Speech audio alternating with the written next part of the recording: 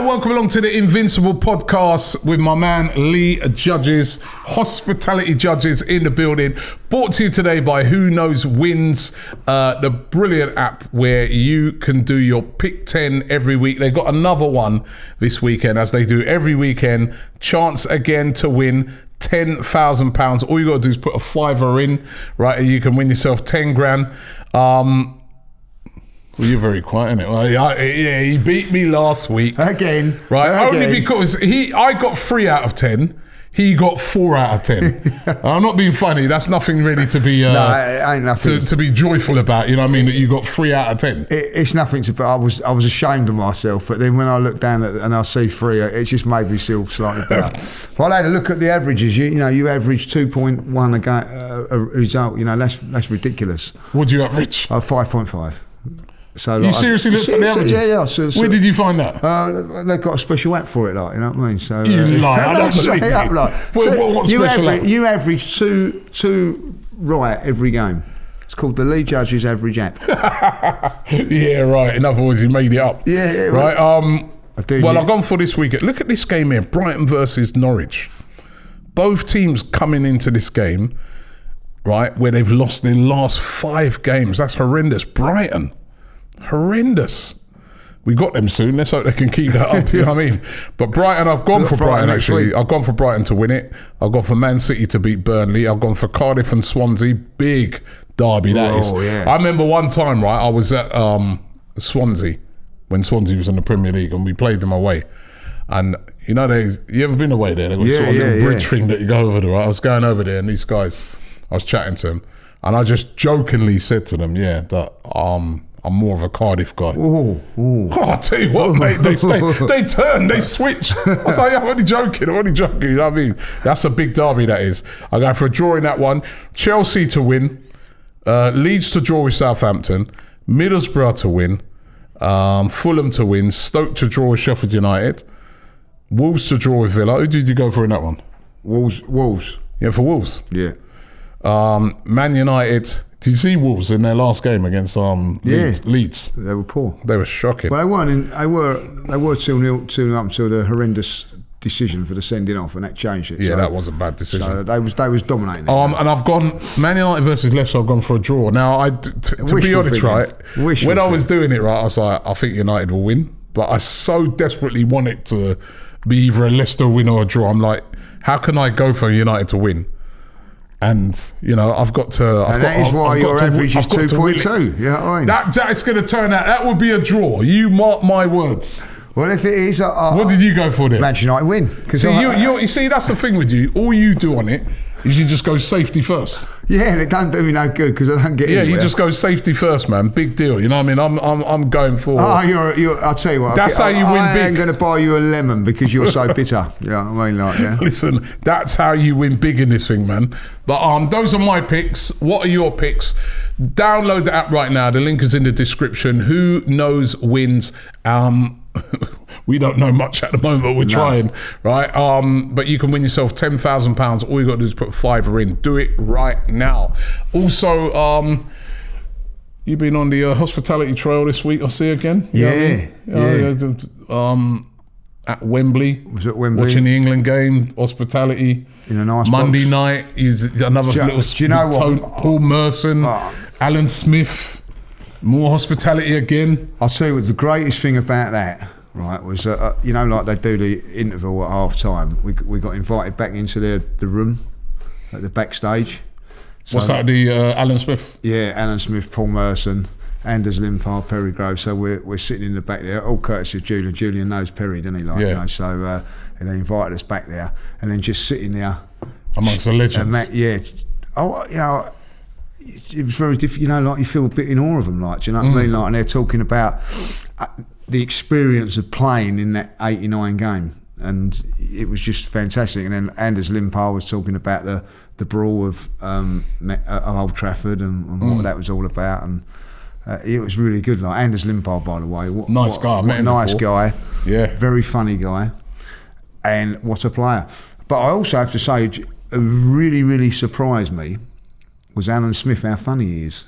Yeah, no, I've seen Alan Smith before on something as well. Yeah, and he's funny. He's got very dry humour. Very dry. Tells a really good story, So, and obviously the Merce is the Merce. You know what I mean? Brilliant. So it's top quality. Guy. I don't care what anybody says about Paul Merson. He has an opinion.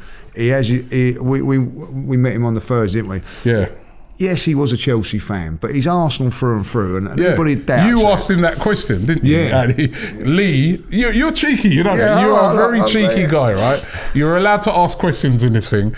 And he asked Paul Merson, if Chelsea and Arsenal are in the Champions League final, who would you be backing? Yeah. And he was a politician, wasn't he? He swerved it. He just kept saying over and over again. Don't get in the final together. He says it's his worst I couldn't have it. It'd be my worst nightmare if they both made it. Where's the answer? Yeah. But he is a Chelsea fan as a kid, but. He said Arsenal gave him everything. Yeah, if it wasn't, so he appreciatates it. And he loves Arsenal. Yeah, so. Yeah. When people say that, we don't care about Arsenal, it's ridiculous. What was the first thing when we walked in to see him? What was the first thing he said to us? "God, the Arsenal going well." Arsenal playing brilliantly at the moment, and he's really infused about it. He was. So, No, he loves Arsenal without a doubt. And we're talking of legends. What's significant about today? 21 years today. 21 years. I cannot believe it. Since the passing of Rocastle, David Rocky Rocastle. Yeah, and he was it's unbelievable. 21 years, and I remember it like yesterday. Yeah. I remember I was shocked. I was so shocked. That is because it just came out of nowhere. He sort of reminded me the other day that Shane Warne one. Yeah. It's sort of like that where it just, but obviously as an Arsenal legend, it just hit me. I was just like, wow, and his name is still sung at Arsenal amongst the fans. Not even just fans like us who remember him from his playing days, but younger fans who sometimes I think some of these younger fans, they're singing his name. They might have known a little bit about him. They might have seen a picture of him. There's a lot of very iconic pictures of Rocky Rocastle, but they maybe not know exactly who he is or what he was like. Lee, I know you loved him. You know what? And talking of that, the other thing, there was another passing this week that we all know of, right? Which was Claude. Yeah. It was that's 1 year since the passing of Claude. And who was Claude's favourite player? David Rocastle. Rocky Rocastle was his favourite player. He always used to say it. Right, so they're probably up there at the moment having a little discussion. But how good was Rocastle? He's up there. You know what I mean? Do you know what? It's one of the regrets of for me. I've never met him. I've had the pleasure of meeting all his families. And wonderful, wonderful people. And when I see Kevin always says, "Oh, you'd have been a great." The one thing about all these Arsenal players, you meet them and they never let you down. They never disappoint you. They're all top players. And Kevin always says that David was the epitome of that because he was brought up the Arsenal way and everything like that. I just think he was a wonderful player. I was just showing some clips of it on YouTube and all that on socials today. He done this step over. Do you remember the step over? What I mean? He done it all the time, but every time he fooled everybody. To fool professional footballers by doing the same thing all the time was quite. He's an absolute beast of a player for about four or 5 years at Arsenal. Unfortunately, he got injured, didn't he? But he got a knee injury, which sort of curtailed his Arsenal career. But from 87 to 90, for those 3-4 years, what a player! You know what I mean? The goal, of course, in the semi-final against Tottenham. And if for the youngsters that watch, Google it. It's a great moment, and everybody's going mad. And if you have a look at it, he's trying to calm everybody down. It just shows you what he was like as a player. He was a real leader on the pitch, wasn't he? Yeah, a real leader. Listen, all those players still talk highly of him, not just because he's passed away, but because of what he was and what he represented at Arsenal. And there should be some sort of statue. I know, people go and they're that iconic. Ian Wright, I think, deserves something for what he done at Arsenal as well. But to put that one of them, do you remember that Southampton iconic goal? I think Wrighty scored it, and they both scored that day. And it was in the old Banana Brews kit as well. I just feel that something like that would be... Or you know what as well, if for some of these like these real legends, you know, what about a stand? What, naming a stand after him? Something like that. Yeah, something like that. I think the Rocky Rocastle stand would go down well. You know? I'm surprised they haven't done a Wenger sort of stand as well at the Emirates. When you consider how influential he was in moving to the Emirates and stuff like that as well. So, but he's an iconic player. For me as well, as a youngster, a black youngster growing up in those times, right? He really epitomised and represented, well, we felt like he represented us on that pitch as well, you know? And he was such a great player. And when you talk about players that, you know, sometimes you look at players and you think, does he really care? Oh, does he really care that, you know, that's a player that you didn't have to even ask that question. No. He cared. You could see it. Arsenal through and through. There's stories that he cried, didn't it, when he left. When he left Arsenal, you know what I mean? Because, you know, he didn't really want to leave Arsenal. No. And that's always been a bone of contention, but absolute legend. Absolute legend. The other thing about him is he made the right winger sort of like sexy. Yeah, because he did. Because it was always like, oh, you've got to be fast, impish, little fella. You know, he wasn't that. He was big, strong, powerful, skillful, pacey, but not like real fast. But because, you know, like going to midfield, going to central defence, central midfield as well, could defend as well. All round proper player. Do you look on him, and I look on him and I say, if he was still alive today, I think he's one of them players that still be involved in football, possibly management. Yeah, something like that. I don't know what that'd be very interesting, because I think like he's a nice guy. So you know, sometimes that would, but it'd be certainly something in it. Like, do you imagine what it'd be like? But he was football through and through. Yeah. So I think he'd still be involved in some capacity. 100%. I'm pretty sure. David Dean sort of did say that he was going to try and bring him back, didn't he, in a coaching capacity, but unfortunately he wasn't well enough at that stage. It'd been very interesting to see what he would be doing now. Well, that's a legend, an absolute legend. When you talk about Arsenal legends, and if we know that some people sometimes who are watching this or listening to this, maybe you're younger, and you may not have seen him play, and definitely, I'll tell you, go on YouTube, have a look at what he used to do. The heart of a lion as well on that pitch for Arsenal. Some of his goals. You know, before you sing his name the next time, go and do a little, you know, I'm not saying that you haven't done, but if you haven't done, go do a little research on him, just look on it. And when you sing his name the next time, you're going to be like, wow, now I know why 21 years after his passing, the Arsenal fans still sing his name loud and proud. You know, oh, Rocky Rocastle, what an absolute legend and what a player. And also, you know, rest in peace to Claude as well. Yeah. That's another legendary fan, you know, in his own right, absolute legend. I can't believe that's 1 year as well. Yeah, 1 year. Well, I remember you rang me that day to say that. Do you remember in the evening you rang me to tell me that it happened, and you know, very, very sad. Like, you know, Claude, you know, was a complex character, as we all know. It could fall out with anybody at any stage. Well, he did, you know what I mean? Yeah, but he always came back. But he always come back, like, you know what I mean? We had our ups and downs, and, you know, thankfully, do you know what? I'm going to be really honest. We had over certain things, we had a little falling out when, you know, he just weren't talking to me at the stage. And then my dad passed away, and straight on the phone. You know, like, that sorry to be your dad and all that, like, you know, and from that moment we was back to being friends again. Do you know what I mean? Like, and luckily before he passed away, we met up and everything like that. But that just shows you what he was like. Even though he might, like, he used to, I hate that, judges. I hate him. And then the next minute he's on the phone saying, "You're all right." Yeah. And that's what he was like. You know what I mean? Yeah, he had a heart of gold. And like, I do miss those sort of times. I miss him, man. I miss that guy, man. I miss, he's and Ty was telling a story, and I know they've been doing it that this season on the bus, because obviously, him and Ty used to go up together on the coach. And on the coach this season, what they've been doing, they got a picture. Ty got a picture of us here, one framed picture.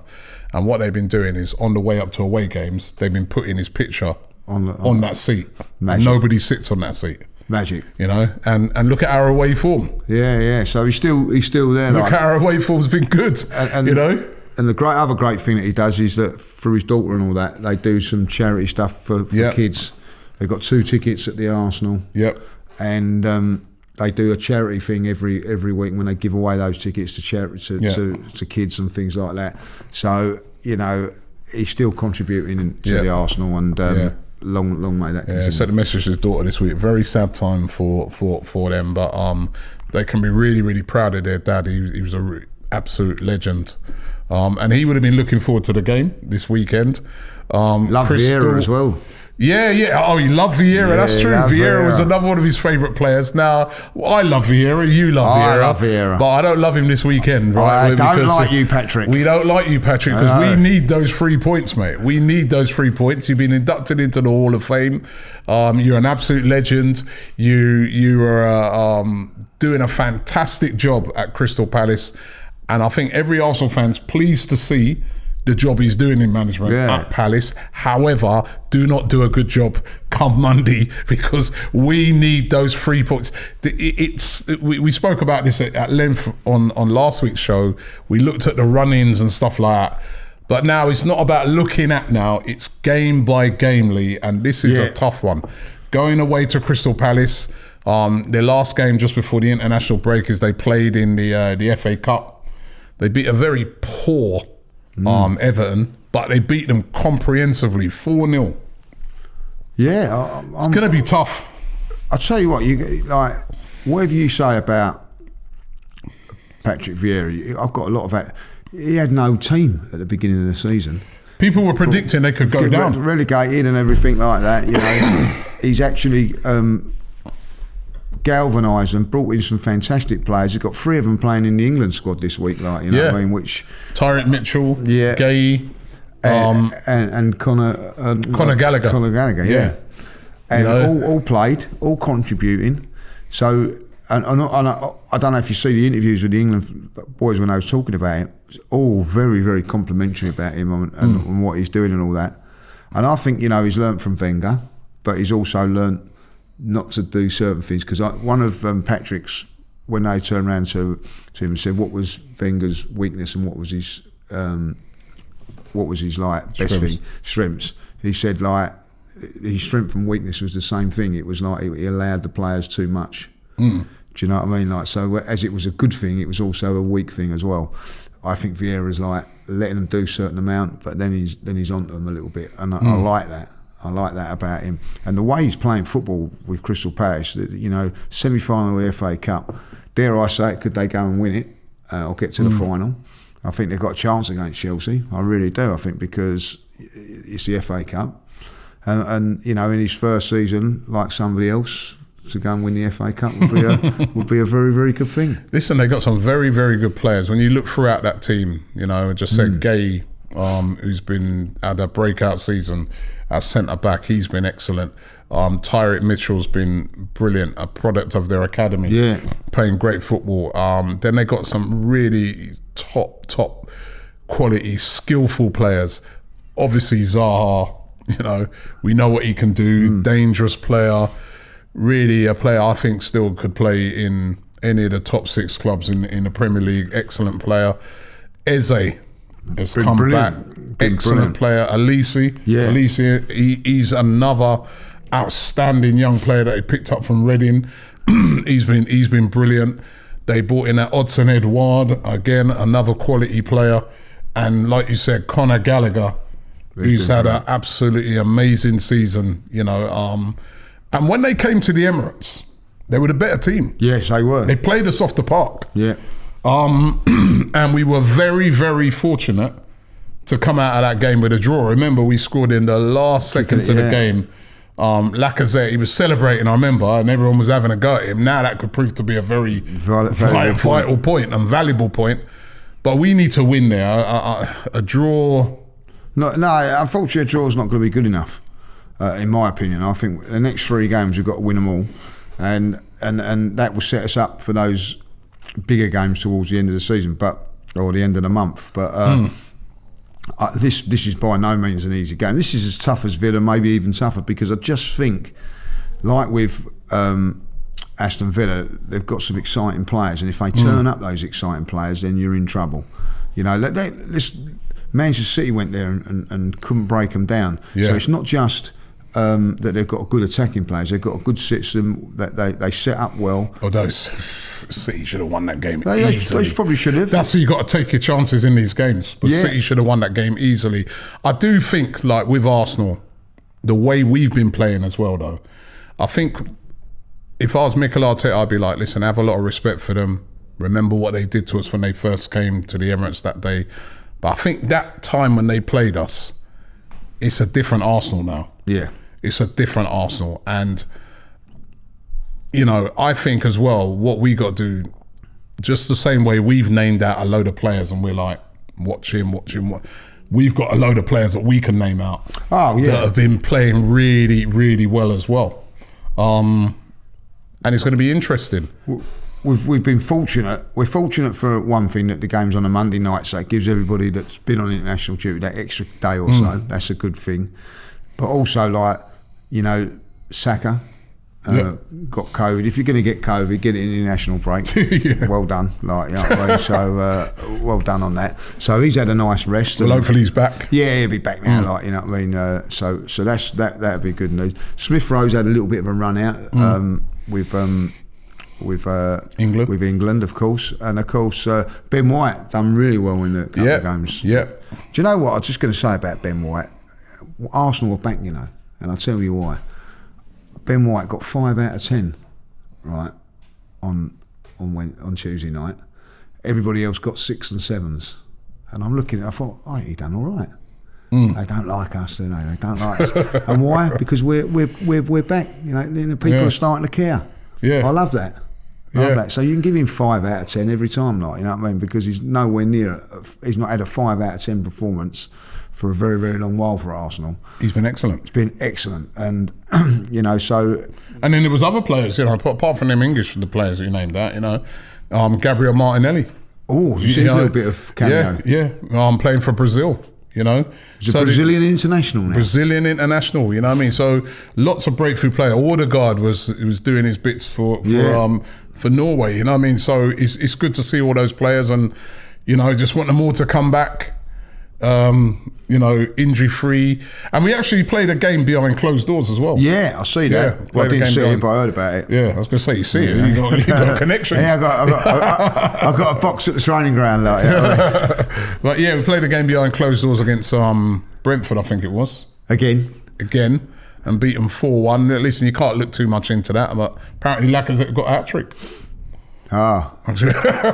We need to see that. We need to see that on Monday night. But it is that, though, isn't it? It's still now. It's about taking our chances, because now we are in to the last portion of the season now.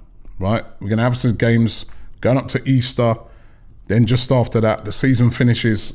You know, middle of May. Every game now. Every game is so critical. And the thing I don't want Arsenal to be doing is just looking at what everyone else is doing. We are, at the moment, in the best position of all those teams. Basically, these are the facts. If Arsenal win their games from now till the end of the season, they finish in the top 4. Simple. They've got a game in hand. They're 3 points above the chasing pack, right? We're never going to have a better chance than this. It's not easy. You look at the run-ins of the other teams. I think Tottenham have got the easiest run-in. I think you know, there's other teams with favourable games, but I don't even know if there are lots of favourable games at this time of year, because you can be playing a team that's scrapping to get out of the relegation zone, and then you're going to see results thrown up that you think, wow. Like the Leeds versus Wolves game where Leeds came from 2 behind to win that 3-2. You know, you've got to be on it. We're going to have to be professional. We're going to have to be on every single game. I want to see this guy back, Tomiyasu. Don't forget you can get these in the shop, by the way, the AFTV shop. But I want to see this guy back. Hopefully, you know, but it's big. Getting into the top 4 is a game changer for Arsenal. Especially with the uncertainties around Chelsea, and I just think it's going to be that thing that's going to kick us on that next level. Yeah. I was just admiring how well you've just done that professional bit about Tomiyasu. Tomiyasu, mate. Tomiyasu. Done that really well, like, you know what I mean? That wasn't even rehearsed, so well done, like, you know what I mean? So, yeah, like, it was to say, like, I just think that there's no easy games now, is there? No. You know when people say, "Oh, they've got an easy game here and an easy game there," I don't really so much on every game. No, I don't look at Brighton next week, even though they're losing, like, you know, every game, as an easy game. You know, I just think every game's going to be tough. There's going to be things that are going to happen. VAR can get involved. The referees are crap. Can do something like that. Anything. And you draw a game, it's like a loss. It is, yeah. You know what I mean. So it's just what will be interesting for our game. We go into bat after everybody else has been. So we'll see what everybody else has done. You know what I mean. So it could be a good thing. It could be a bad thing. You don't know. Like, you know, is it best to go out first or whatever? So just before the international break, we went out first. And we went out first, and we got our win, and we put pressure on everybody else. And it was only Tottenham. United didn't play that weekend, but just Tottenham were playing West Ham, and you know, Tottenham came through that pressure and won that game against West Ham. Now it's going to be our turn. You know what I mean? Coming up this weekend, Man United play Leicester at home. That's not an easy game. Not an easy game, but they are at home. And you know, Tottenham play Newcastle at home, which again, Newcastle, even though you look on it and you say, well, you go Tottenham, Newcastle still got a bit to fight for. They're not completely safe yet. No, one more win to do it. Yeah, they're looking safe, but they're not completely safe. They've been playing pretty well, Newcastle. That's not a gimme game either. You know, so they got to do their business, and then we will then have our chance on Monday. Now, there'll be a couple of scenarios come Monday. You know, a couple of them could have slipped up, and it could give us an extra incentive to really extend out that gap with a lead. Or they've both won and they're breathing down our neck, and that puts added pressure on us. And remember, Crystal Palace, who they're safe, they're not going down, they're not going to finish probably in the top 8. They'll know that, and they'll be able to adjust their tactics accordingly. They'll be able to say, well, you know what, let's keep it really tight, man, because we know that Arsenal need a winner. Yeah, exactly. Yeah, because they're under pressure. So let's keep it really tight and counter. And, you know, so there's going to be so many factors that are going to come into play in games. Yeah, the thing about Crystal Palace is where it works one way and not the other. Like, you know, with the FA Cup semi-final, you're going to have 5 or 6 players that are guaranteed playing in that think, well, I don't want to get injured going to Wembley and whatever. And then you're going to have 5 or 6 that are not guaranteed to think, right, I've got to cement my place, so they're going to be really up for it. So that's going to be a difficult game. I'd like to be taking on Crystal Palace 5 or 6 days before they play that semi-final, but we haven't. It's a little bit further down the line, but about a week in it. So I think it's going to be a tough game. Tough, you know. We haven't always done the greatest at Palace, have we? No, over the years? It's not been great. Listen, Crystal Palace, I don't care what anybody says. It's how can I say? It's not the easiest ground to get to, is it? No. You know what I mean? Like it's a bit of a walk. There's nowhere to park around and there. when you actually get there, there's nowhere to park. There's nowhere this, nowhere that. When you actually get there, the atmosphere is very hostile in there. They're very. They've got passionate not in fans. a nasty way. I'm not saying that Palace fans are nasty. They get right behind the scene. Yep. And a Monday night game. So you've got to derby. quieten that side. You know, I'll tell you what. I've been there when we've winning, and they're still loud. You know what I mean? So it's going to be. You've got to try and dampen that down. It's a tough place to go. You know, do you remember when it used to go? When it didn't have no roofs and things like that. Oh my God. It's never been It's an old-fashioned ground, isn't it? It's a bit like, it reminds you a little bit like when you go Everton. Yeah, it's old school. Old school ground, and you know, but like you said, hostile atmosphere, and they've got a good team and they've got good players. Now, they are a team, though, that can be beaten. You know what I mean? We're not looking at it and saying, right, it's not Man City away. No. It's not, Liverpool away. We can beat them there. Yeah, 100%. We can beat them there, but as you said earlier, we've got to be focused. We've got players that. I tell you, what's been great about the international break, and also a great thing going to an England game. You get to see other fans, talk to other fans. I was speaking to a West Ham fan, a Notts Forest fan, and they're so impressed with what Arsenal are doing at the moment. So impressed with Saka. They're so impressed with, Smith Rowe's a great. Odegaard, you're doing a good job. You're doing this and doing that.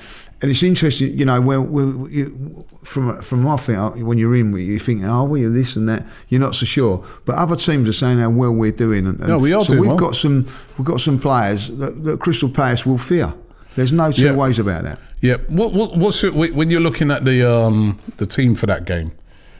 If everybody's fit, are you going with the same?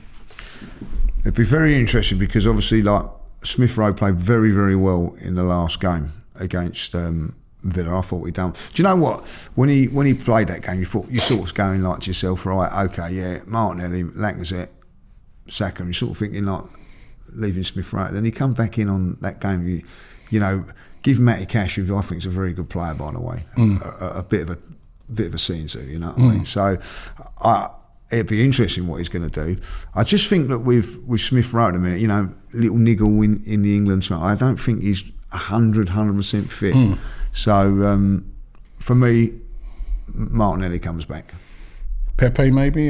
There was been little shouts for Pepe, and he scored a goal for the Ivory Coast. I think the only one shouts about that's Laurie when he's when he's awake. Shall we say that? Like, you know what I mean? Like, you know what I mean? So, and if you haven't seen that, check that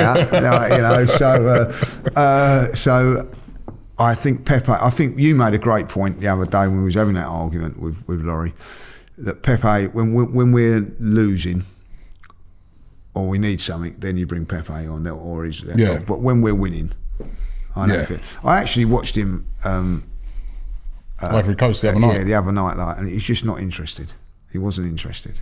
Yeah, that game got killed though. He went out to 10 men. Yeah, so he scored in the previous one. He scored against France, and so maybe he just saving himself for the Arsenal running. I don't know. Hope so. But he's gonna. I think listen. The key for us is what Mikel does now, rotating, because if the game against Villa, Lacazette was dead on his feet with 20 minutes to go, and that was the intensity of those games are not going to be as intense of the Man United, Chelsea.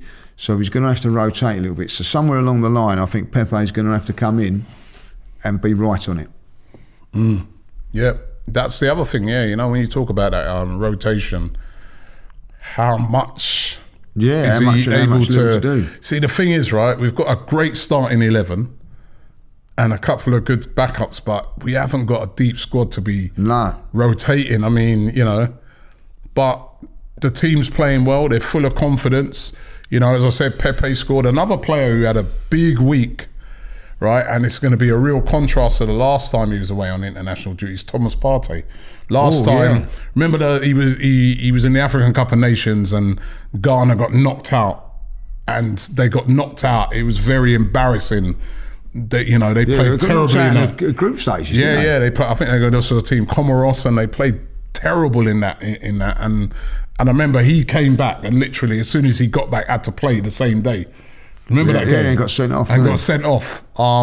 But since returning from that sending off, he's been excellent for Arsenal. He's been playing really, really well, running that midfield. And then he went away. He had two really tough games against Nigeria, which was like, if you in African football, Nigeria versus Ghana is like an old firm derby. It's like a local derby. It's like a hot contested derby game. And Ghana won it, and Ghana went through to the World Cup final, and it was his goal. Thomas Partey with a long-range effort. I mean, the keeper should have saved it, but a long-range effort. He's been trying a load of those this season, right? That sent Ghana through to the World Cup final, and he's going to be coming back on a high. So, there's going to be players, Odegaard had a good couple of games, So That must have hurt Kelechi and Ty. Kelechi and Ty are still on the floor. Did they not cheer Thomas Partey's goal? Like, you know what I mean? That is unreal, isn't it? Like, they weren't cheering the goal. Trust me, they weren't happy at all. But Thomas Partey has been playing really, really well, and I think if he can stay fit and stay on the form that he's been on, he's absolutely key to Arsenal getting into this top four. He's quality. Totally agree. He's quality. And it's players like that. But this is it now. There's no more international breaks and nothing like that. This is it. This is it to the end of the season. From now till the end of the season. And it ain't long, really. You know what I mean? We're talking about, as I said, you know, in May, I noticed they've moved. They're saying now that game against Tottenham, I think they're saying the week commencing the 9th of May.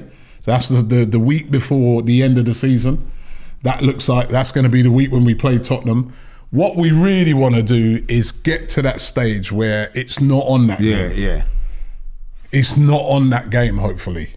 I mean, I know the TV companies, the way they've done it, they want it to be on that game. Yeah, let's hope they've got it wrong then. But let's hope it's not on that game. Let's hope that we're going there and, you know, that game's just like a, you know, an added extra. Just a nice day out for us, you know, or evening out for us. But you know, that's why these to beat Palace, to beat Brighton, to beat Southampton's key, because that then does start watering it down a little bit. Like, but someone said to me, was it on Tuesday when I was having my glass of wine? They were saying like, do you and his prawn sandwiches. Do you miss not the Arsenal game? I went, no. Like, I know from now every weekend there's pressure on every weekend now, isn't there? Like this weekend you can just go out and enjoy yourself. You don't care. Yeah. But now, you know, whatever happens on Saturday and Sunday, you're thinking about Monday. Then you got to go to the worry of not messing up against Brighton. Then you know, Easter weekend, you know, Southampton. So every weekend there's going to be something on it, like, you know what I mean. So when you have a weekend free like a day, no stress, enjoy it. Yeah. But for the next 6 weeks, it's going to be a stressful 6 weeks. It's going to be it's intense. It's going to be stressful. Lots of games. Yep. Lots of games. We've had no sort of game over the last week or so, but the games are going to come thick and fast, high tempo, big, massive games. Chelsea away, West Ham away, Tottenham away, Man United at home. Massive games. Always, anyway, but with something on them. Let me ask you, your confidence still there that we can do it? Yeah, because of our defence. I think defensively we're sound. Defence has been good. It's been good. Only defence has not conceded a goal from a corner this season. Yeah. And without Tomiyasu playing in there as well, people go, "Oh, Arsenal, wait till you get it." I think it was even Gary Neville saying, "Wait till you get injuries and things like that." Or someone said it. I can't remember who it was. And I think, "Oh, Tomiyasu's been injured. Partey's been out for a little while. Granit Xhaka, by the way, was out for 2 months at the beginning of the season. We have had injuries. Tierney was out. Remember, Tierney was out. Smith Rowe's been out.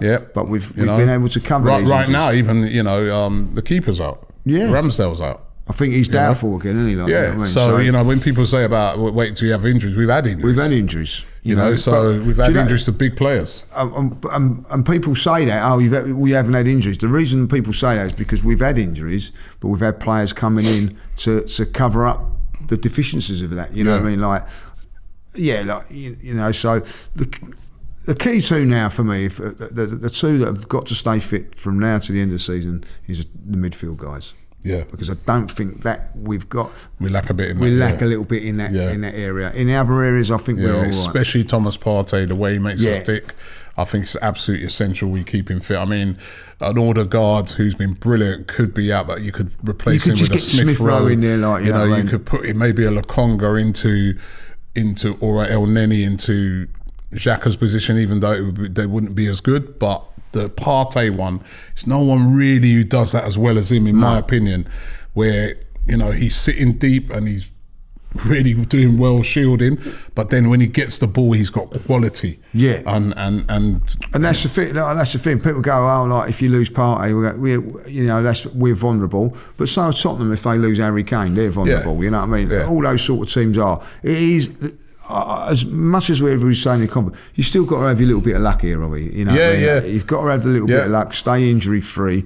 if Arsenal stay injury-free, to a certain extent, I think defensively we've got the better back four, and that will see us home. And I think as well, two things, there's a long way to go. So we go, I'd say in equal measures, if this weekend, for instance, we had this scenario where, I don't know, United and Tottenham both lost and we won on Monday, nobody be jumping up and down thinking we got the top four. There's still a long way to go.